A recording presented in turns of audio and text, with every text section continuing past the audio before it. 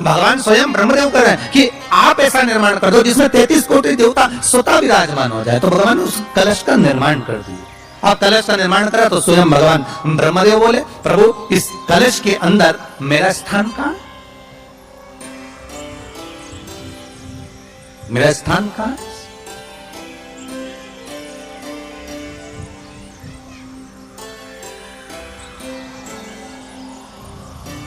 बहुत ध्यान देना महाराज, कलश का जो मुख होता है उस मुख पर भगवान विष्णु का स्थान होता है। किसका स्थान है? भगवान विष्णु का। थोड़ा सा नीचे आओगे, जहां से कलश का मुख दबा हुआ होता है, वह जगह भगवान स्वयं शिव की होती है। किसकी जगह है? भगवान शंकर की। कलश का अग्रभाग, नीचे का भाग जहां से फैला हुआ होता है, वहां ब्रह्मा का आधिपत्य स्थापित होता है। फिर कलश का जो नीचे का भाग होता है वो भगवान शिव और शक्ति का स्थान होता है। कलश के बाहरी भाग में, जहां पर बाहर का हिस्सा होता है, उस कलश के बाहरी भाग में 33 कोटि देवताओं को भगवान शंकर ने लाकर विराजमान किया होता है। महाराज भगवान शंकर 33 कोटि देवताओं को निमंत्रण देकर उस कलश में विराजमान कर दिया। कितना सुंदर है महाराज जी।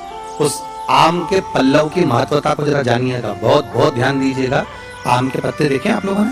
अरे बोलो, जम के तो बोलो। देखें, उसका प्रयोग कभी आप लोगों ने करा? आम के पत्ते का कभी प्रयोग कर देखिएगा। अभी तो नवरात्रि चल रही है, नवरात्रे में जब 5वां दिन नवरात्रे का रहे, चैत्री नवरात्रे का 5वां दिन रहे, और मान लो कि आपके घर में किसी बच्चे की, लड़के की या लड़की का या मंगल विवाह नहीं हो रहा हो, या शादी नहीं हो रही हो, या उस लड़के लड़की के लिए बहुत प्रयास कर लिया आपने, उसकी शादी हो ही नहीं गई, अथक प्रयास आपने कर लिया और उसका मंगल विवाह नहीं हो रहा, तो ये देवी भागवत में स्पष्ट कहा गया, देवी भागवत में वर्णन किया गया,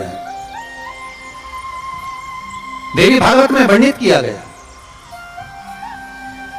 और देवी भागवत में कहा गया कि आम का जो पत्ते होते हैं, आम का जो पत्ता होता है, आम का जो पल्लव होता है, उस आम के पत्ते पर हल्दी और सिंदूर,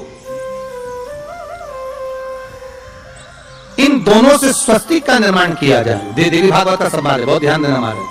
जिन कन्याओं का विवाह ना हो पंचमी के दिन, नवरात्रे की कोई सी भी पंचमी, मतलब जो पंचमी तिथि पड़ेगी, कोई भी नवरात्र हो, चाहे वो 4 नवरात्रे में से, चाहे वो पौष का हो, अश्विन का हो, चैत्र का हो, आषाढ़ का हो, किसी भी नवरात्रि में आप कर सकते हैं। एक पान के पत्ते पर, एक ही पत्ते पर जो 2 स्वस्तिक बनेंगे, एक हल्दी का बनेगा, एक सिंदूर का बनेगा। बस अंतर इतना है, जो हल्दी का स्वस्तिक है उस पर कंकु के चावल, अर्थात रौली के चावल, रौली कुंकू के चावल रखना है, और जो सिंदूर का है उस पे हल्दी के चावल इतना रखकर, जिस लड़का लड़की का विवाह नहीं होता उसकी हथेली पर रखकर उसका नाम और गोत्र बोलकर महाराज उसको ले जाकर नीम के पेड़ के नीचे उसको रख दिया जाता है। मात्र 3.5 या 4 महीने ऐसे रहते हैं जिसके अंदर उस लड़का लड़की का विवाह पक्का हो जाता है। जिसका विवाह नहीं होता केवल उसी के लिए, जिसका मंगल विवाह ना हो रहा, आम के पल्लव में शिव का वर प्रदान है, आम के पल्लव में शंकर का आशीर्वाद, आम के पल्लव में शिव का आशीर्वाद।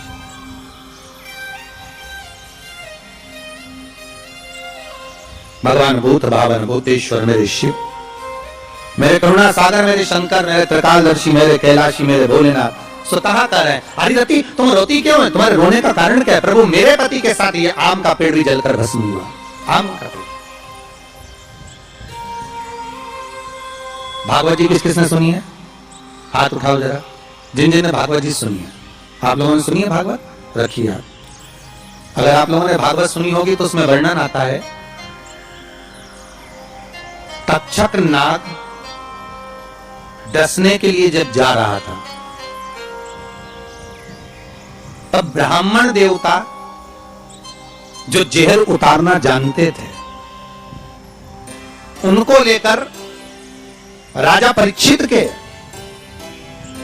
पुत्रों ने अपने दूतों को भेजा था लाने के लिए कि एक ब्राह्मण ऐसे हैं कि वो तक्षक नाग का जहर उतार सकते हैं, वो तक्षक नाग के जहर को समाप्त कर सकते हैं, तो आप उनको लेकर आओ।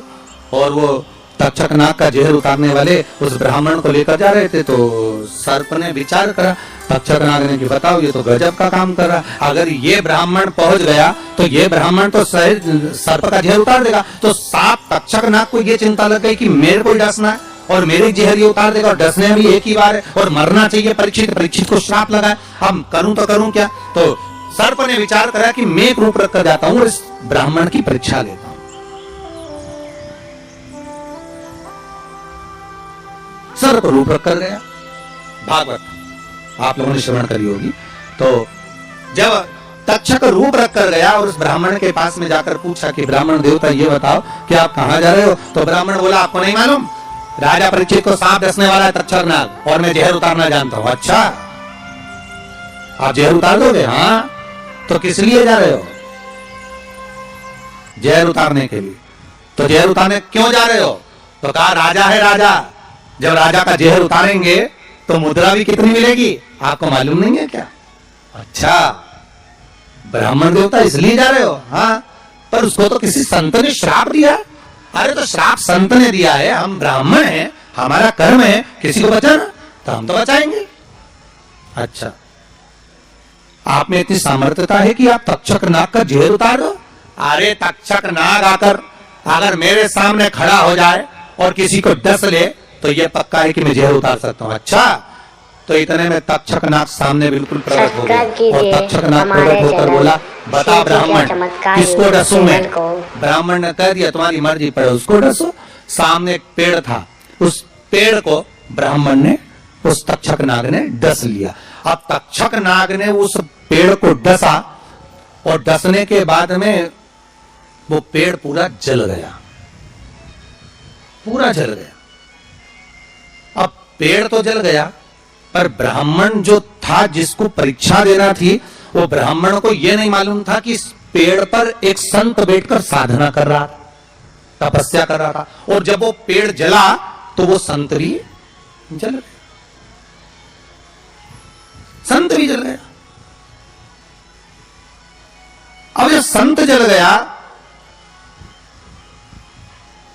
ब्राह्मण ने हाहाकार की आवाज सुनी तो आंखों में जल भर गया। आखिर हुआ क्या? ये संत जल कैसे गया?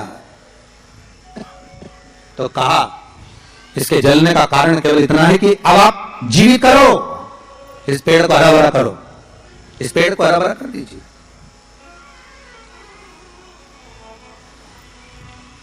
और ब्राह्मण ने हाथ की अंजलि में जल लिया। हाथ की अंजलि में जल लेकर ब्राह्मण उस जल को पेड़ के ऊपर छीट रहे थे तो सबसे पहले ब्राह्मण ने यह मन में सोचा कि भोलेनाथ शंभु त्रिकालदर्शी है कैलाशी, कृपा ऐसी करना कि सबसे पहले जो पेड़ पर जो संत बैठा था वो जीवित होना चाहिए, जो वृक्ष पर संत बैठा है वो जीवित होना चाहिए।